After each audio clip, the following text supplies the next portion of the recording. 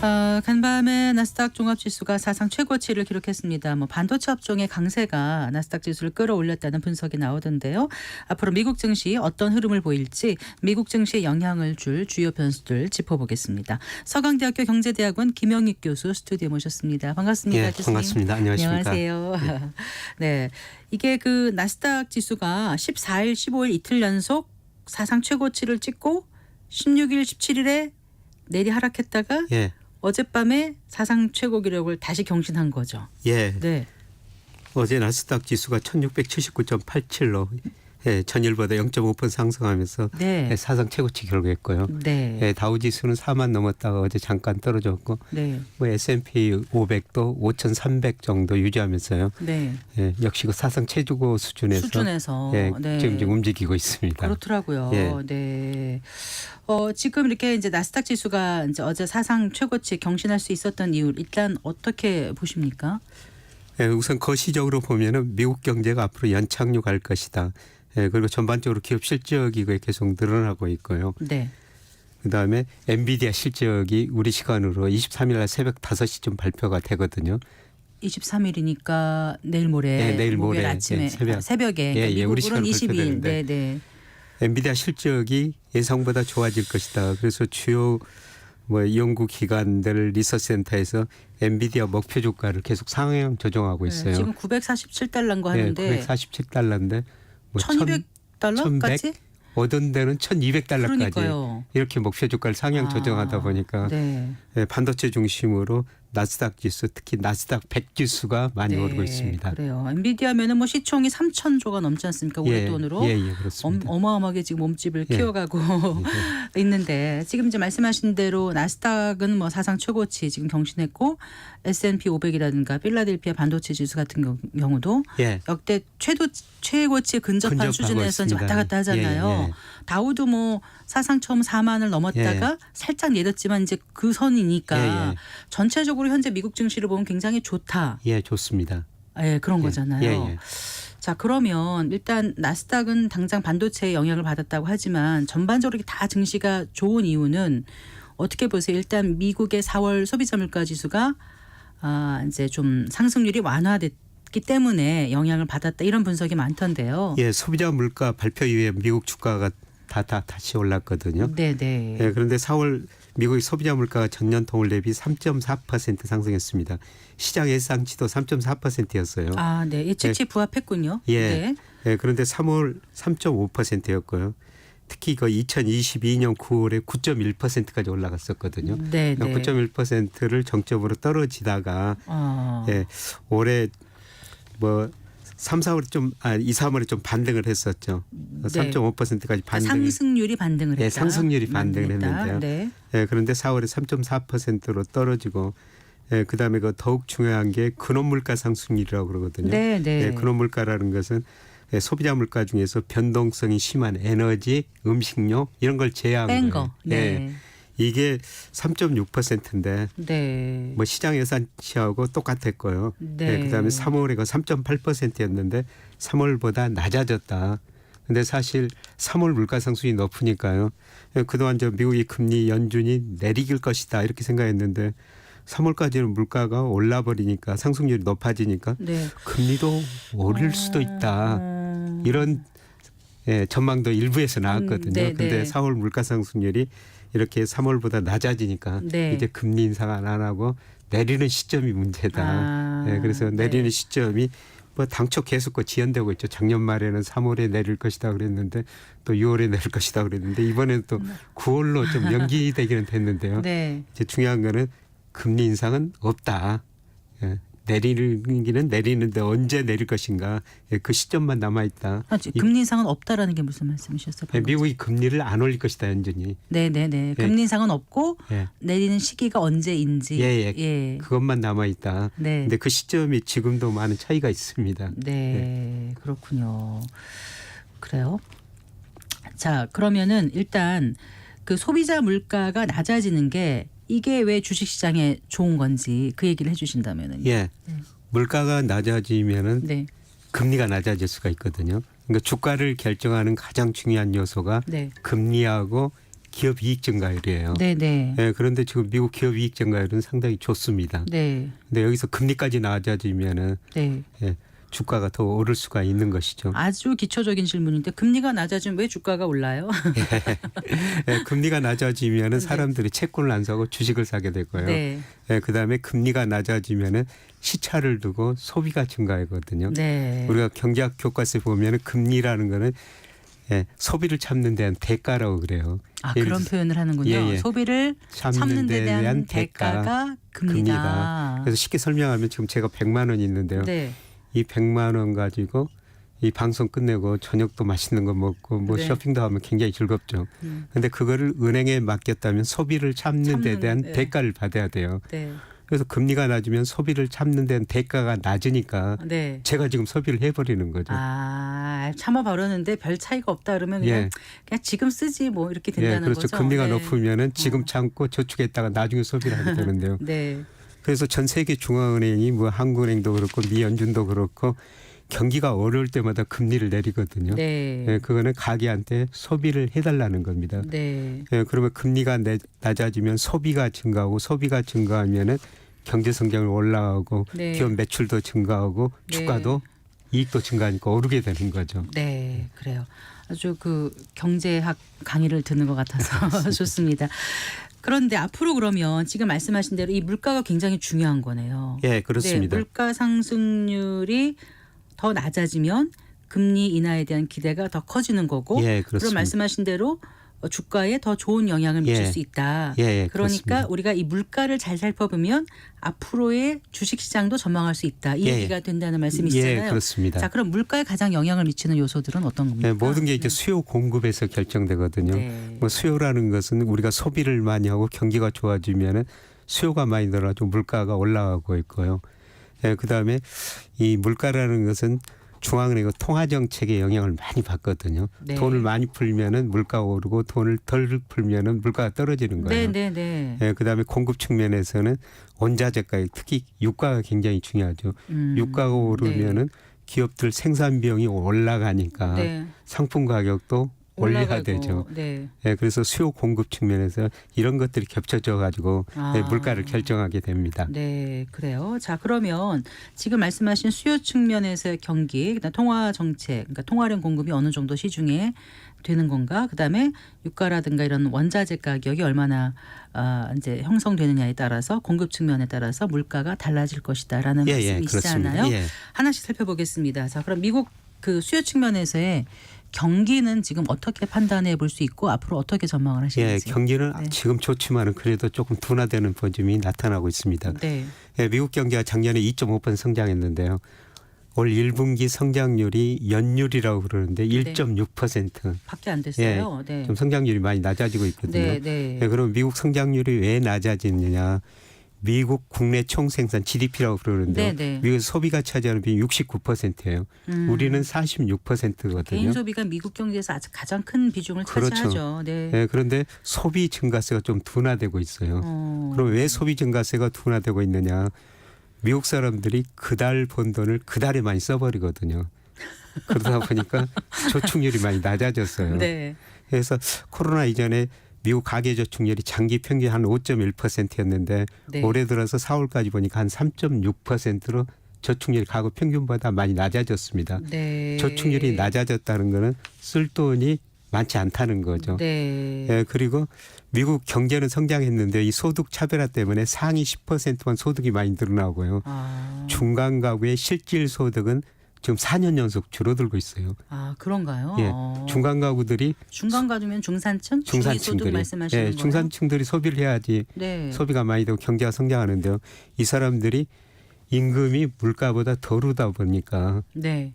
실질 소득이 줄어들고 있어요. 예, 주는 거죠. 예. 그리고 미국도 금리가 올라가니까 가계 이자 부담이 많이 올라가는 거죠. 아, 네. 가처분 소득에서 2021년 한때는요 금리가 1.5% 금리 부담이. 죠. 예, 근데 지금 한 2.8%까지 올라갔어요. 아, 네. 물론 우리보다 미국은 훨씬 더 낮습니다만 그래도 네. 가계 이자 부담이 올라가니까 네. 가계가 소비를 줄일 수밖에 없죠. 네. 예, 그래서 수요가 위축되고요. 그래서 최근에 보면은 경제 지표들이 예상보다도 전부 좀 낮게 나오고 있어요. 예를 들어서 지난 4월 미국의 고용이 전문가들 한 24만 개 비농업 부문에서 증가했을 것이다. 이렇게 전망했는데 17만 5천 개로 나왔고요. 네. 예, 그다음에 뭐 한국은행에서 그 BSI라고 발표하는데 기업경기 실사지수. 네, 네. 뭐 미국에서는 PMI라고 그랬어요. 네. 구매력 지수 이런 구매력 것도 지수. 예, 네. 예상보다 낮게 나오고요. 예, 구매자 관리 지수. 네. 예, 그다음에 지난주에 발표된 소매 판매 이것도 대표적으로 소비를 나타내는 지표 중에 하나거든요. 네. 이게 증가할 거라고 봤는데 전월하고 똑같은 수준 나왔어요. 그리고 산업 생산도 증가할 거라고 보는데 증가 하나도 안 했고요. 그래서 최근에 보니까 전반적으로 말씀하시는 거 들어보니까 경기는 좋은 게 아니게 이제 둔화되고 있죠. 느껴져요. 아주 좋은 상태에서 둔화되고 있습니다. 네. 예, 그런데 저도 뭐 경제를 뭐 증권사 리서치센터장에서 오래 전망하는데요. 이렇게 경제 성장률, 기업 수익이 올라갈 때는 네. 전문가들이 뒤따라 가지고 네. 상향 조정을 계속 하게 되거든요. 네네. 그럼 또 더 올라가고 또 뒤따라서 상향 조정해요. 근데 지금 그런 꼴이었거든요. 계속 좋으니까 더 높게 전망했는데 네. 예, 그런데 지금은 어떤 상황이냐면은 전망했는데 낮게 나오니까요. 네. 앞으로 전망치가 계속 낮아질 거예요. 그러니까 미국 경제가 이제 성장률이 많이 둔화되고 있다는 거죠. 네. 그래서 수요가 둔화되니까 물가가 조금 더 상승률이 낮아질 것이다. 이렇게 볼 수가 있는 것입니다. 네, 그래요. 그 고용 시장이 아까 둔화 조짐 보인다고 말씀하셨던 예, 예. 건가요? 그러면 고용 시장이 둔화되면은 기준금리 인하 가능성은 더 빨라지는 더 거죠. 높아지는 거죠. 예, 네. 그 미국의 연준의 그 통화 정책 목표가 네. 고용 극대화, 물가 안정입니다. 네, 네. 예, 그런데 지금 고용이 좋으니까 물가를 못 내렸죠. 네. 금리를 못 내렸죠. 금리를. 예. 네. 근데 예, 그런데 고용 증가세가 둔화되면요. 그러면은 그런데 미국 고용이라는 게 참 탄력적이거든요. 미국 기업들은 고용을 늘렸다 줄였다 아주 자유롭게 해요. 네. 얼마나 자유롭냐면요. 2020년 코로나 때문에 소비가 위축되니까요. 네. 3, 4월 달에 미국 기업들이 2달 만에 네. 거의 2천 개 일자리를 줄여 2천만 개 일자리. 만개겠죠. 네. 네. 2천만 개 네, 일자리를 네. 줄여버립니다. 네. 그 이전에 그 10년 동안 늘었던 일자리를 단 2달 사이에 줄여버린 나라입니다. 그래서 지금 어떻게 미국 보면 고용의 불안정성이 굉장히 큰 나라가 미국이잖아요. 예. 네. 그리고 이제 경기가 좋으면은 다시 막 확 또 채용하는 밀려버리고요. 거죠. 네. 근데 지금은 약간 예, 둔화 고용- 조짐 보이면서 기준금리 인하 가능성은 오히려 높아지고 예. 있다. 이제 고용 둔화가 전제 조건이 소비죠. 네. 소비가 좋으면 기업들이 계속 고용을 늘릴 텐데요. 그렇죠. 예, 그런데 가계가 소비를 줄이면은 기업 매출 줄어들고 일자리를 예, 기업들 CEO 입장에서는 매출이 줄어들고 이익이 줄어들면 아 그동안 내가 너무 일자리를 많이 만들어놨구나. 그렇죠. 인건비 부담이 커지니까. 예, 갑자기 네. 줄여버릴 수가 있습니다. 네. 아까 이제 세 가지 중에서 첫 번째 지금 수요 측면의 경기를 말씀해 주셨고 그러면은 통화 정책 예. 측면에서 물가는 어떻게 전망할 수 있을지 미국 잠깐 통화 말씀해 정책도 주세요. 네. 굉장히 탄력적입니다. 흔히들 그 경제학 교과서 보면 샤워실의 바보라는 이야기가 나오는데 네, 네. 이 이야기가 뭐냐면 우리가 그 샤워하다가 수도꼭지를 뜨거운 한쪽으로 들었을 때 굉장히 뜨거운 물이 나오니까 바로 반대쪽으로 차가워. 또 차가운 물이 나와버리거든요. 네, 네. 그러니까 미국 통화 정책이 마치 그거하고 비슷해요. 네. 그러니까 2020년 코로나 때문에 경기가 나쁘니까요. 이게 경제학 교과에서는 피셔 방정식이라고 적정 통화 증가를 계산하는 방식이 있거든요. 네, 들어봤습니다. 예, 네. 이거는 뭐 적정 통화 증가율은 보통 통화 지표는 M2 강의 지표로 하는데요. 네, 네. 이거는 실질 경제 성장률 플러스 물가 상승률이다. 인플레이션의 합이다. 예. 네. 예, 그것만큼 통화 공급은 적정 수준이다. 예, 그런데 2022년에는 코로나 때문에 경기가 나빠지니까요. 네. 28%포인트나 더 많이 공급해 버립니다. 통화량을 예. 통화량을 공급하다는 거는 이제 그 돈을 많이 지원금을 찍어내 버린 준다거나 거죠. 뭐 이렇게 예. 했던 거죠. 예. 돈을 이렇게 많이 푸니까 물가가 오를 수밖에 오르죠. 없죠. 네. 그래서 미국 물가 한때 9% 이상 넘으니까요. 네. 연준의 가장 중요한 목표 중에 하나가 물가 안정이거든요. 물가가 2% 목표예요. 네. 근데 물가가 9%까지 올리니까 가감히 이제 찬물을 부어버리는 거죠. 작년에 보면은 적정 통화 증가율보다 특히 작년 2분기에는요. 네. 10.5%포인트나 덜 공급을 해버려요. 아, 과소 공급이 됐다고요? 네, 과소 공급이요. 그럼 어떻게 되는 거죠? 네, 그러면 이게 과거 통계 보니까 한 7분기 정도 시차를 두고 그리고? 물가 상승률을 떨어뜨리거든요. 아, 그러니까 네. 작년 2분기까지 네. 통화 증가율이 급격하게 감소했으니까 7분기 시차를 보면요. 그러면 내년 1분기? 예? 물가 상승률이 내년 1분기까지 낮아질 수 있다. 아. 네, 그래서 수요 측면에서도 지금 소비가 둔화되고 있고 통화 공급도 상대적으로 줄이다 보니까 이런 측면에서 보면 물가 네. 상승률이 낮아질 수 있다고 볼 수가 있는 겁니다. 그러면요, 공급 측면에서는요? 공급 측면에서는 유가가 문제예요. 네. 예, 미국의 대표적으로 WTI라고 그러죠. 서부 텍사스. 예, 서부 네. 텍사스 육인데요. 이게 미국 소비자 물가에 한 2개월 정도 선행합니다. 이게 네. 상관계수도 0.64로 상당히 높아요. 그런데 그런데 우리나라는 유가가 오를 때 소비자 물가의 시차가 제가 분석해 보니까 한 7개월 정도 좀 시차가 느리거든요. 네네. 근데 미국 기업들은 또 당장 좀 조정을 해버려 유가가 오르면은. 예, 그런데 최근에 저 유가는 전월보다는 좀 떨어졌어요. 네. 어제도 보니까 배럴당 79달러 안팎에서 움직이고 있는데요. 네. 예, 그런데 문제는 우리가 소비자 물가는 전년 동월비로 몇 퍼센트 올랐다. 그러니까 유가 전년 동월비 몇 퍼센트 상승했다. 그게 소비자 물가에 더 영향을 미치거든요. 네. 예, 그런데 작년 5월에 유가가 배럴당 68달러였었어요. 그럼 지금은 79달러니까 네. 거의 15% 이상 올라버린 네. 거죠. 네. 그래서 유가만 보면은 2달 정도 시차를 두고 미국 소비자 물가가 오르니까 네. 아마 유가 상승률만 보면은 7월 오히려 저는 물가가 지금보다 더 오를 거라는 겁니다.